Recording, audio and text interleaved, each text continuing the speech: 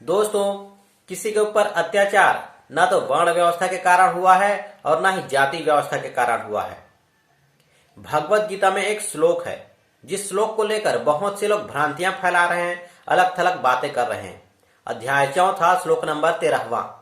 दोस्तों, इस श्लोक को मैं आपको एक बार कहकर सुना रहा हूं, इससे आपको भी पता चल जाएगा कि क्यों कुछ लोग इस श्लोक के बारे में अलग थलग बातें कर रहे हैं। चातुर्वर्ण्यम मया सृष्टम गुण कर्म विभागसः तस्य कर्तारमपि मां विद्यकर्तारमव्ययम्। दोस्तों, भगवान श्री कृष्ण का कहना यह है कि ब्राह्मण, क्षत्रिय, वैश्य और शूद्र इन चारों वर्णों का गुण और कर्म के विभाग पूर्वक मेरे द्वारा ही रचा गया है। मैं सृष्टि के रचनादि कर्म का कर्ता होने पर भी वास्तव में तू मुझ ईश्वर को अकर्ता जान। दोस्तों, इसी श्लोक को लेकर बहुत से लोग, खास करके उन लोग जिनके ऊपर जाति के नाम पर अत्याचार हुआ है, जाति के नाम पर भेदभाव हुआ है, उन लोग अपने ही समाज के लोगों को भगवत गीता न पढ़ने की सलाह देते हैं और इस बात को लगभग 80% लोग फॉलो भी करते हैं। उन लोग भगवत गीता को नहीं मानते, ना ही वेदों शास्त्रों को मानते हैं, बल्कि उनका मजाक उड़ाते हैं। दोस्तों, इस श्लोक को सुनने के बाद आपको थोड़ा बहुत तो समझ में आ ही गया होगा कि भगवान श्री कृष्ण क्या कह रहे हैं। मनुष्यों को 4 वर्णों में उन्हीं के संकेत से बांटा गया है। वो कर्ता होते हुए भी अकर्ता है। जैसे कि मनुष्यों को किसी काल में किसी ऋषि द्वारा 4 कार्य क्षेत्रों में बांटा गया होगा, 4 वर्णों में बांटा गया होगा। ब्राह्मण, क्षत्रिय, वैश्य, शूद्र।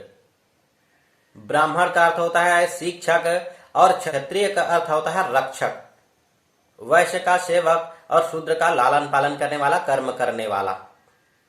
दोस्तों, वो कर्ता होते हुए भी अकर्ता है। जैसे कि हम समझते हैं कि किसी ऋषि द्वारा मनुष्यों को 4 कार्य क्षेत्रों में बांटा गया होगा, लेकिन उस ऋषि के अंदर यह ज्ञान प्रकट करने वाला, विचार प्रकट करने वाला कोई अदृश्य शक्ति है, इसलिए वो कर्ता होते हुए भी अकर्ता है। जैसे कि सूर्य से प्रकाश निकलता है, यह हम मानते हैं कि सूर्य से प्रकाश निकल रहा है, लेकिन उस सूर्य को प्रकाशमान बनाने वाला कोई अदृश्य शक्ति है, ऐसा भगवान श्री कृष्ण का कहना है। दोस्तों, बहुत से लोगों का मानना है कि वर्ण व्यवस्था के कारण ही, जाति व्यवस्था के कारण ही किसी के ऊपर भेदभाव और अत्याचार होता था। दोस्तों, मैं यह मान सकता हूं कि भगवत गीता को मानने वाले, वेदों शास्त्रों को मानने वाले गलत हो सकते हैं, लेकिन वेदों शास्त्र में लिखी बातें गलत नहीं हो सकती। दोस्तों, ना तो किसी के ऊपर वर्ण व्यवस्था के कारण अत्याचार हुआ है, ना ही जाति व्यवस्था के कारण किसी के ऊपर भेदभाव हुआ है। दोस्तों, एक छोटा सा उदाहरण दे रहा हूं मैं आपको, इससे आपको जरूर समझ में आ जाएगा कि ना तो वर्ण व्यवस्था के कारण किसी के ऊपर अत्याचार हुआ है और ना ही जाति व्यवस्था के कारण किसी के ऊपर भेदभाव हुआ है। वो तो कुछ लोग होते हैं जो अपने धर्म कर्तव्य को भूल जाते हैं और गलत रास्ते पर चल पड़ते हैं। दोस्तों, जैसे कि ऊपर वाले ने 2 मनुष्य का निर्माण किया, एक स्त्री और पुरुष का। जब स्त्री और पुरुष शादी के बंधन में बंधते हैं, पति पत्नी बनते हैं, तो पति को बड़ा दर्जा मिलता है पत्नी से। पत्नी चाहे उम्र में कितनी बड़ी क्यों ना हो, फिर भी पत्नी से पति बड़ा होता है, मतलब धर्म में बड़ा होता है, पद में बड़ा होता है। पति बड़ा होता है धर्म में, तो उसका धर्म कर्तव्य भी बड़ा होता है, कार्य क्षेत्र भी बड़ा होता है। पति को देवतुल्य पूजनीय माना जाता है। दोस्तों, जब वो देवतुल्य है, पूजनीय है, तो उनको देवताओं जैसे कार्य करना चाहिए, भगवान जैसे कार्य करना चाहिए। बहुत से घर में आपने देखा होगा कि वो अपनी पत्नी को इतना छोटे समझ लेते हैं कि उनके ऊपर अत्याचार करने लगते हैं, उनको मारने पीटने लगते हैं, अपने बल का, अपने पद का गलत इस्तेमाल करते हैं, गलत उपयोग करते हैं। तो क्या हम यहां पर भी उनको ही दोष देंगे जिन्होंने पति को बड़ा पद दिया, पति को पूजनीय बनाया, कि उस पति को दोष देंगे जो अपने धर्म कर्तव्य को भूलकर अपनी पत्नी के ऊपर अत्याचार कर रहा है? दोस्तों, वर्ण व्यवस्था में क्षत्रिय और ब्राह्मण को बड़ा पद मिला, इसका मतलब यह नहीं कि वह किसी के ऊपर अत्याचार करे, भेदभाव करे।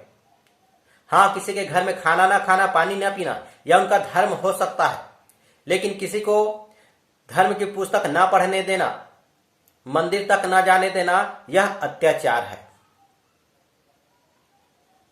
दोस्तों, इसमें सभी ब्राह्मण शामिल नहीं रहे होंगे। मैं मान सकता हूं कि कुछ ब्राह्मण भटक गए होंगे अपने रास्ते से, लेकिन इसमें हम सभी ब्राह्मण को दोष नहीं दे सकते, सभी मार्गदर्शक को दोष नहीं दे सकते। ठीक उसी तरह जैसे कि सभी पति अपनी पत्नी के ऊपर अत्याचार नहीं करता, लेकिन बहुत से पति जो होते हैं अपनी पत्नी के ऊपर अत्याचार करते हैं। एक छोटा सा उदाहरण और दे रहा हूं मैं आपको। जैसे कि ऊपर वाले ने किसी को राजा बनाया, पहले राजा राठी की जमाना होता था ना, ऊपर वाले ने किसी को राजा बनाया। अब राजा का क्या धर्म होता है कि वह अपने सीमा की, अपने राज्य की रक्षा करे, अपनी प्रजा की रक्षा करे, अपनी प्रजा के दुख भूख और सुख इन तीनों चीजों का ख्याल रखे। यदि किसी प्रजा के ऊपर अत्याचार हो रहा है तो उसे न्याय दिलाना, यह एक राजा का सच्चा धर्म होता है।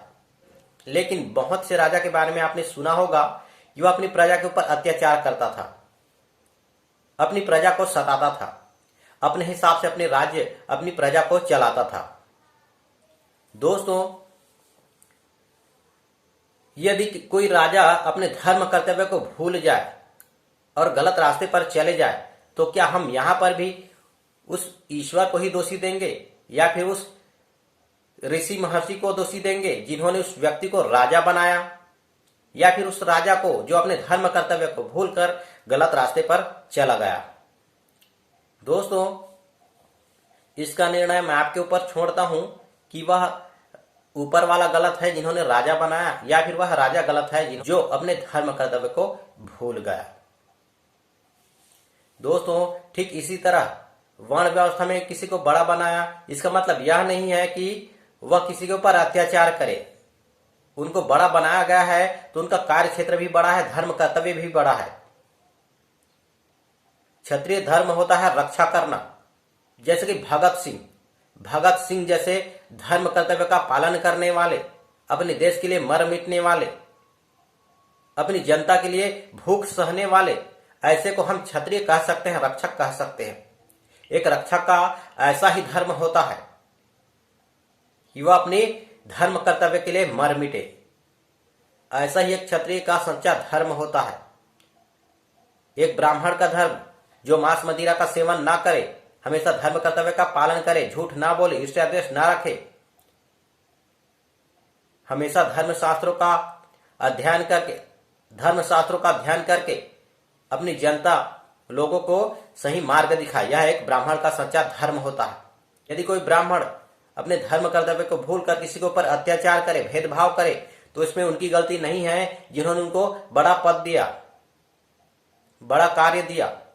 इसमें उस ब्राह्मण की गलती है, उस व्यक्ति की गलती है जो अपने धर्म कर्तव्य को भूलकर, अपनी जिम्मेदारी को भूलकर किसी के ऊपर अत्याचार किया, किसी के ऊपर भेदभाव किया।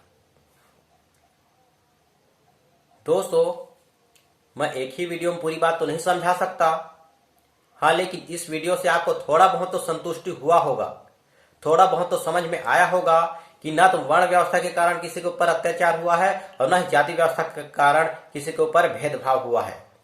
वो तो कुछ लोग होते हैं जो अपने धर्म कर्तव्य को भूल जाते हैं। दोस्तों, वीडियो बहुत लंबा हो जा रहा है।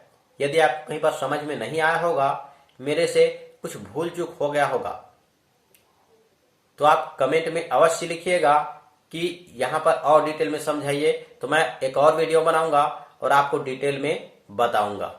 दोस्तों, यदि आपको सही जानकारी लेना है तो मेरे चैनल को सब्सक्राइब जरूर कर लीजिएगा, और यदि समझ में आया होगा तो शेयर भी जरूर कीजिएगा। आज का ये वीडियो यहीं पर समाप्त करता हूँ। धन्यवाद। जय शिव शंकर।